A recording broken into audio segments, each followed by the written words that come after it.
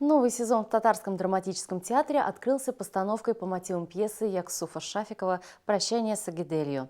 На спектакле, который зрители ждали с нетерпением, побывал и наш корреспондент.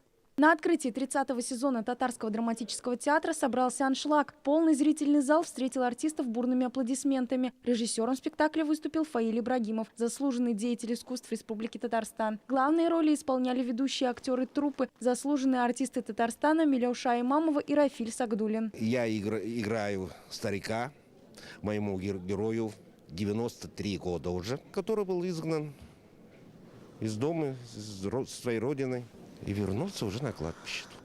Артисты трудились над этой постановкой 4 месяца. По их словам, это была одна из самых трудных работ. Написанная еще 20 лет назад, пьеса «Прощание с Агиделью» актуальна и по сей день, так как в ней затрагиваются темы малой родины, родной земли, отчего дома. Авторы и постановщики призывают зрителей сохранить татарскую национальность и традиции, не забывать свои корни. Я считаю свой долг, я в этом отношении выполняю перед своими земляками, перед своим народом, перед собой. Это же только один случай Нижнекамской ГЭС, а другие самые плотины, плотиночки и так далее.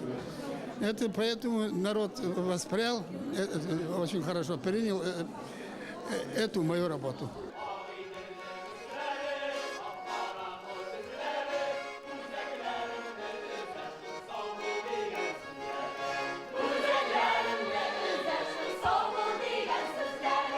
Вниманию зрителей представили народные песни, которые исполнялись без фонограммы. Как и надеялась труппа, челнинцы не остались равнодушны. Постановка заставила каждого глубоко задуматься, а многие вышли из зала со слезами на глазах. Мы не первый раз, каждый раз ходим на открытие сезона театра.